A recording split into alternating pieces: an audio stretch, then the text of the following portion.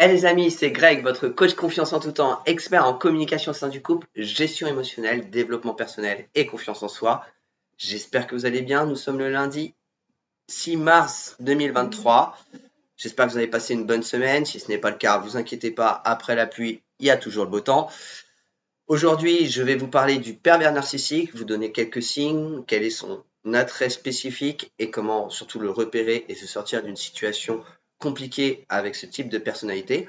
Mais bien sûr, avant tout, je vais vous lâcher quelques petits conseils, une phrase de motivation positive. Euh, vous êtes superbe, vous êtes une belle personne, ne l'oubliez pas. Si vous êtes aujourd'hui sur cette chaîne, c'est parce que vous cherchez à vous développer et je vous en félicite. Sachez que vous êtes extraordinaire. Je vous remercie aussi d'être présent sur cette chaîne. Aujourd'hui, on a peut-être tendance à vous faire des réflexions, des remarques, des critiques qui peuvent vous atteindre. Je tiens à vous dire que vous avez le droit de mettre vos limites. On est tous différents, on a tous notre propre perception de la réalité. N'hésitez pas à vous mettre à la place de la personne, puisque si elle vous critique, c'est qu'elle a quelque chose, euh, une perception différente de la vôtre, et ça peut peut-être certaines de vos paroles ou de vos actes l'amener à faire ces critiques. Mais prenez du recul, n'hésitez pas à faire part de vos limites, comme je l'ai dit, et à expliquer que certaines choses ne sont pas à dire ou pas à faire. Voilà, parce que vous restez une personne magnifique, un être magnifique. Vous êtes un ange sur cette planète, ne l'oubliez pas. Voilà. Alors, pour commencer, bien sûr, avant d'attaquer le sujet du jour, le pervers narcissique ou la perverse narcissique, je vous invite à me mettre des jolis pouces bleus, à vous abonner en bas si ce n'est pas déjà fait. Pour tous les nouveaux, bienvenue sur ma chaîne YouTube Grégory Catio Coach. Nous sommes partis maintenant pour quelques minutes sur le pervers narcissique. Alors, premier commencement, on va partir sur les chiffres. 1% de la population, hommes, femmes compris dedans, est pervers ou perverse narcissique. Je vais vous donner la différence entre les femmes et les hommes. Vous allez comprendre vite que comme on a un homme est différent sur le plan euh, émotif qu'une femme, automatiquement le pervers narcissique sera différent et la perverse sera différente parce que justement elle n'atteindra pas la même chose. Alors bien sûr, chaque personnalité est différente. Donc un homme peut être extrêmement sensible, voire hypersensible. Une femme peut être beaucoup plus rude, beaucoup plus sur la défensive et donc se retenir et ne pas agir avec émotion mais avec rationalité.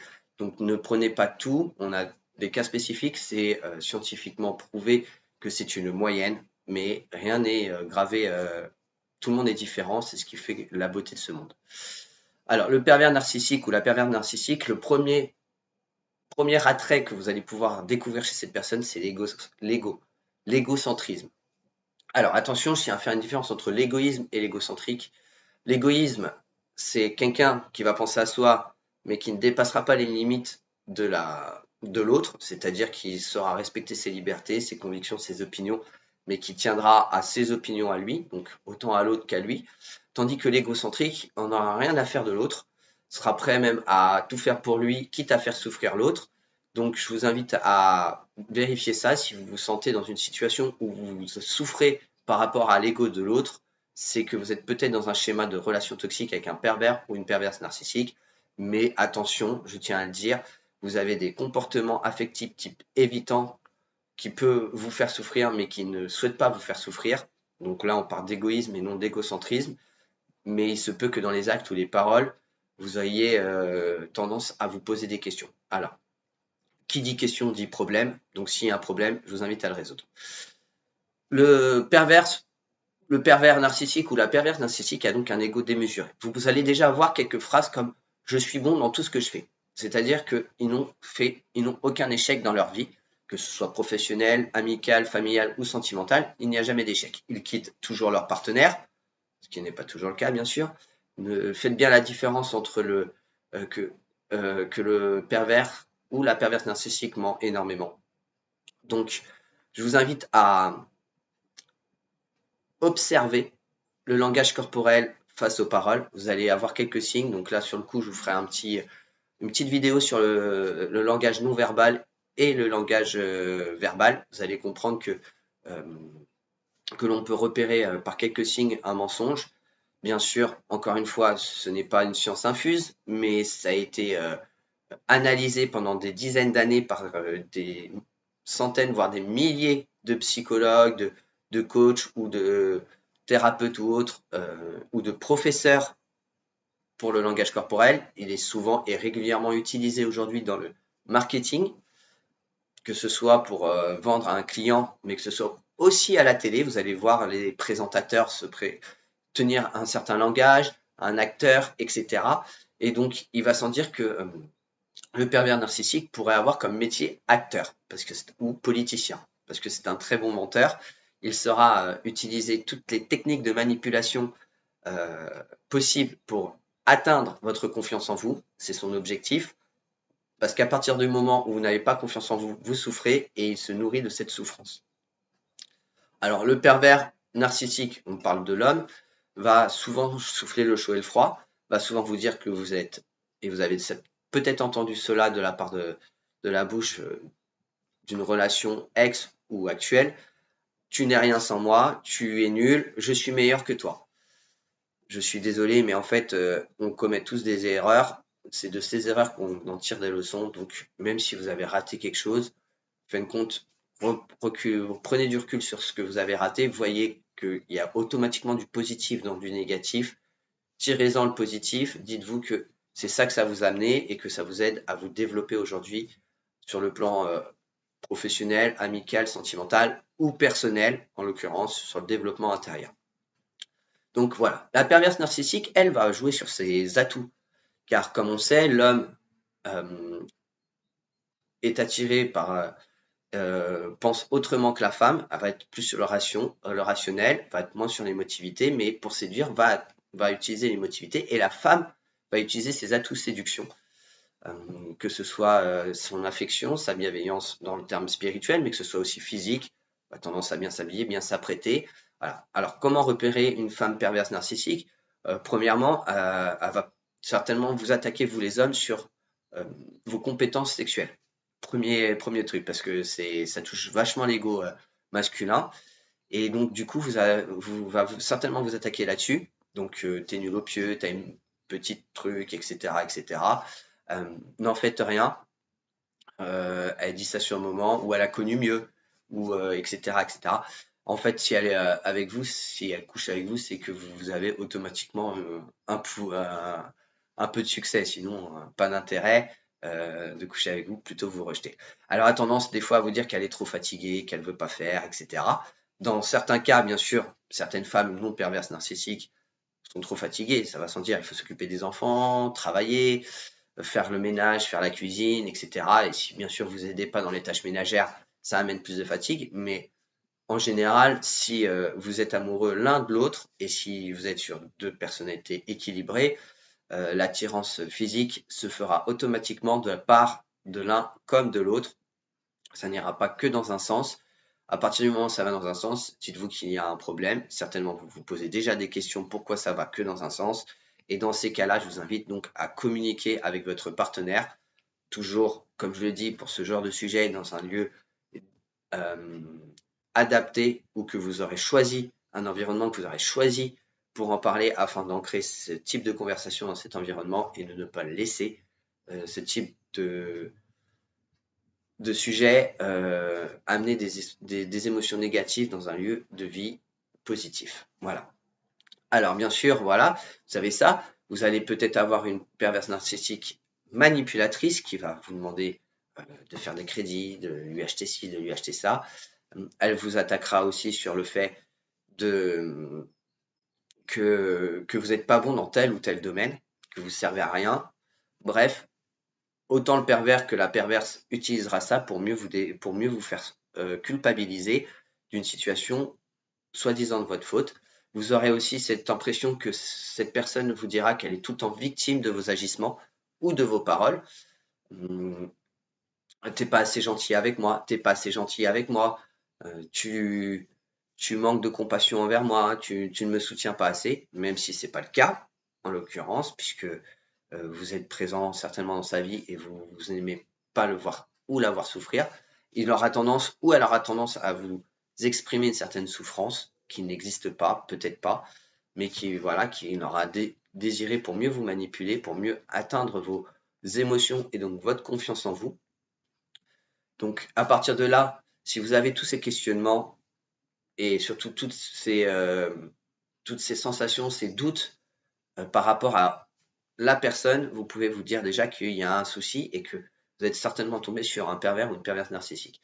Vous verrez aussi une extrême jalousie ou à la limite de l'extrême, limite du harcèlement, parce que voilà, il cherche à garder le contrôle sur votre vie, sur votre confiance en vous, mais aussi vous serez capable de ne pas comprendre pourquoi, une prise de distance importante avec vous, parce que justement, il cherche à ce qu'on appelle à souffler le chaud et le froid, à agir dans le bon, à vous faire monter des émotions extrêmement puissantes, positives, et en vous faisant des compliments, bien sûr, parce qu'il vous en fera, ou elle vous en fera.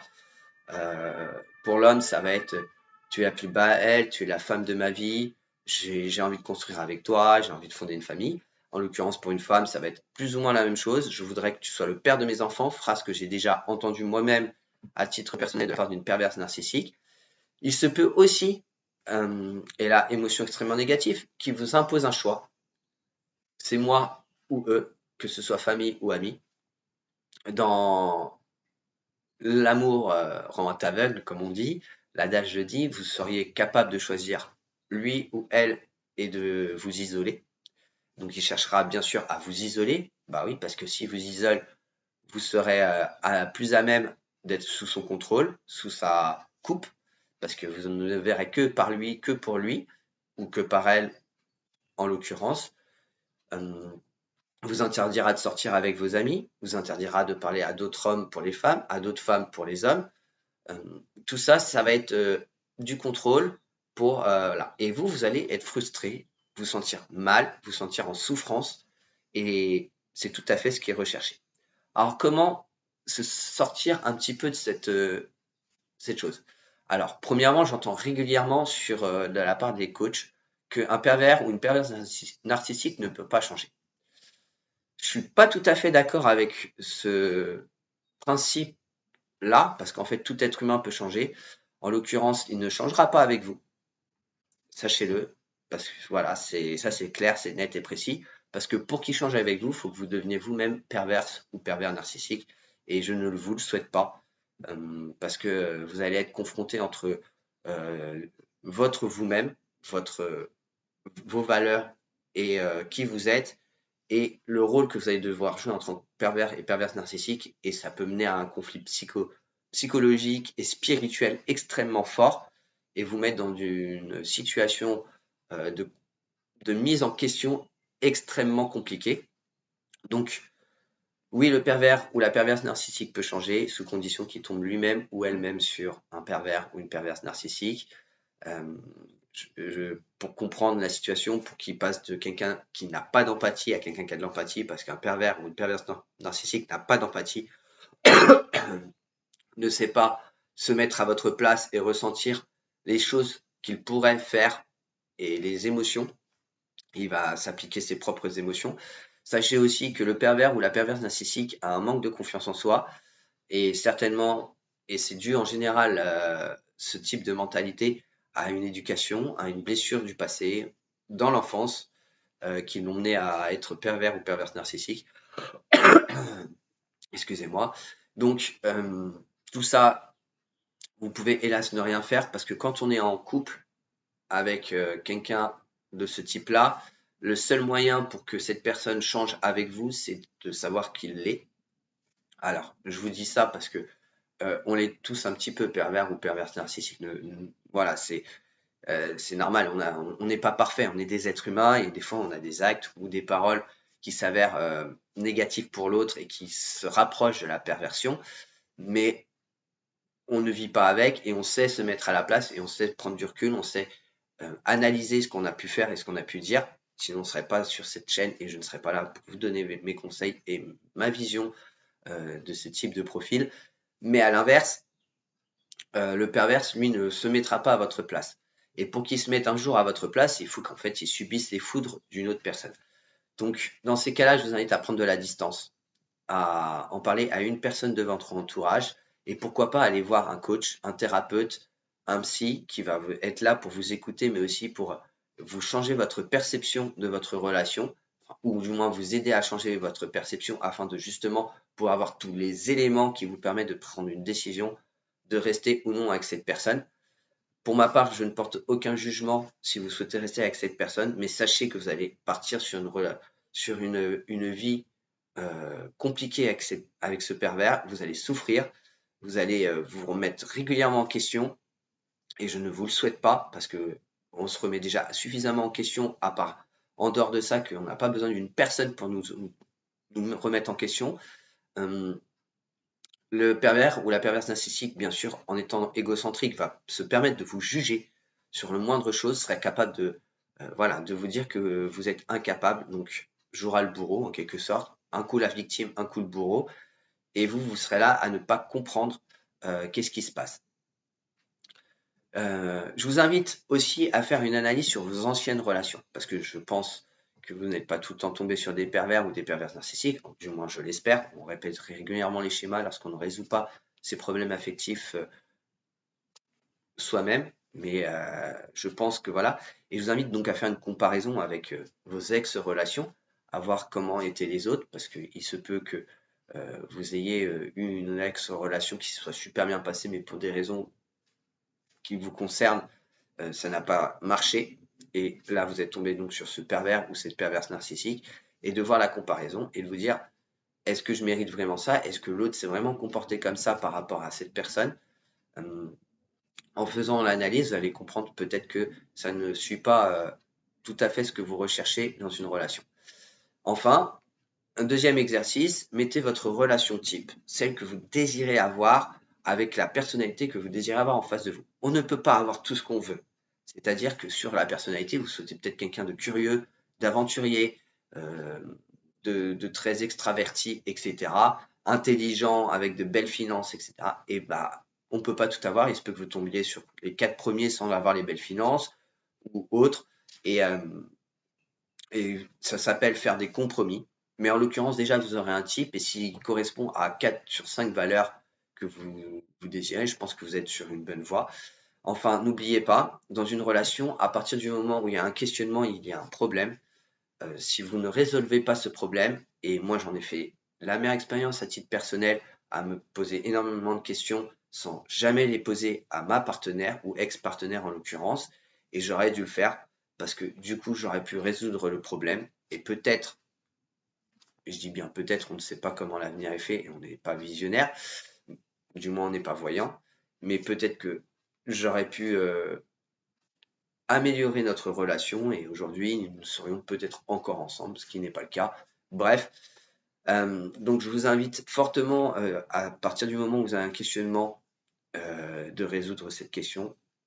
Je sais qu'il est compliqué par moment, on se pose une multitude de réponses et le cerveau est fait comme ça, il a tendance à visionner des choses, à imaginer des réponses qui seront peut-être pas celles que vous allez entendre. Donc, du coup, on a tendance à paniquer, à supposer et à partir sur de l'anxiété. Et c'est pas bon. Donc, si jamais vous avez un questionnement, y compris avec le pervers narcissique, n'hésitez pas. Vous pouvez le mettre face à ces contradictions. Comme je vous dis, il va vous dire qu'il est bon dans tout. Et vous avez certainement observé des actions ou des choses dans son environnement, dans votre environnement, où il n'a pas été si bon que ça.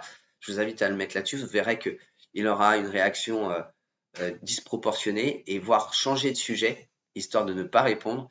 Et ça, c'est tout du pervers narcissique ou de la perverse narcissique. Va vous inventer peut-être aussi des actes négatifs, par exemple que vous l'avez, que vous le surveillez sur les réseaux ou que vous le tracez ou bien que vous le harcelez, etc. Alors qu'il n'y a pas d'harcèlement en soi, ce qui va remettre bien sûr votre estime et votre confiance en vous en jeu. Euh, donc je vous invite à reprendre du recul et à vous dire vraiment, et là vous avez le droit d'aller voir autant des personnes inconnues que des personnes que vous connaissez, mais alors dans un petit réseau, vraiment un petit cercle, c'est-à-dire je vous invite pas à en parler à tout le monde, mais à certaines personnes, afin de voir leur perception de la chose, et puis si leur perception correspond à celui du pervers ou de la perverse narcissique, peut-être que cette personne n'est pas perverse ou perverse narcissique, mais si en l'occurrence, vous avez 100% des réponses qui disent que c'est comme enfin, ça paraît pas être, les actes ne paraissent pas être si graves que ça veut dire que bah, la personne n'est pas correcte et certainement pervers ou perverse narcissique. Vous allez voir aussi qu'il aura tendance, si vous avez des enfants, à critiquer vos enfants. Et par moments, dans rares occasions, alors à vous dire qu'ils sont pas, ils sont bien, que vous êtes une bonne mère ou un bon père, et par moments vous dire que vous êtes un père minable ou une mère minable, et ce sera même plus régulièrement négatif que positif, parce que justement, ils cherchent à vous faire monter des émotions, et en fait, plus on vous dit, on vous rabaisse, au moment où on vous fait monter dans votre ego, où on fait monter, on vous laisse un compliment, on parle positivement de vous, bah, automatiquement, ces émotions sont extrêmement puissantes. Elles vont rester ancrées un petit moment. Et puis, il va continuer à vous abaisser, donc vous faire perdre votre confiance en soi. Et hop, il va remonter. Comme je vous dis, il va souffler le chaud et le froid, tout en se faisant soit passer pour une victime, soit se faire passer pour un bourreau. Un coup victime, un coup bourreau, afin justement de vous mettre dans, je veux dire, l'hésitation de vous-même.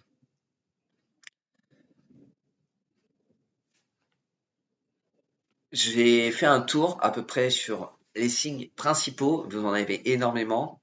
Je vais continuer à essayer de faire d'autres vidéos sur le pervers narcissique avec d'autres signes. Parce que bien sûr, j'étudie ce profil pour vous conseiller, mais parce que aussi c'est dans mon vécu. Donc je vous fais part aussi de mes retours à titre personnel. Alors bien sûr, à l'époque, je n'étais pas coach en développement personnel, ni dans les relations amoureuses, enfin dans la communication au sein du couple. Donc aujourd'hui, c'est surtout avec du recul que je me permets de vous faire part de mes observations. J'ai donc j'ai fait en sorte d'appliquer certains exercices. C'était les exercices afin de vous aider à à prendre de la distance avec cette personne. Ça va être d'abord de remettre en place une liste de vos valeurs. N'hésitez pas à mettre vos valeurs, à voir s'ils correspondent. Vous allez voir que généralement, ça ne correspond pas aux valeurs de l'autre, de cette personne qui partage votre vie et qui vous fait du mal. Premièrement. Deuxièmement, à faire part de vos qualités et de vos défauts. Vous êtes des êtres humains, on est tous faits pareil. Il n'y a pas de perfection dans l'être humain. Le jour où il y a une perfection, vous aurez un dirigeant pour la planète et non de multiples présidents dans des sociétés démocratiques et non démocratiques. Donc, il n'y a pas de perfection dans l'être humain. Il faut savoir s'accepter tel qu'on est, avec nos défauts, nos qualités. Si vous souhaitez changer un défaut parce que vous considérez que c'est pas ce que vous voulez, il ne correspond pas à vos valeurs, c'est tout à fait OK. Et là, bien sûr, continuez de travailler sur vous. N'hésitez pas à vous faire accompagner. Bien sûr, comme d'habitude, en bas, je vous laisse mon adresse mail pour un accompagnement si vous le désirez.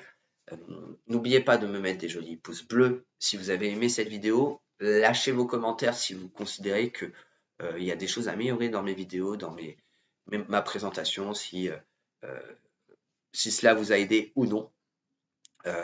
Les commentaires me permettent justement d'améliorer aussi ma façon de faire mes vidéos afin justement de pouvoir mieux vous accompagner par le biais de cette chaîne.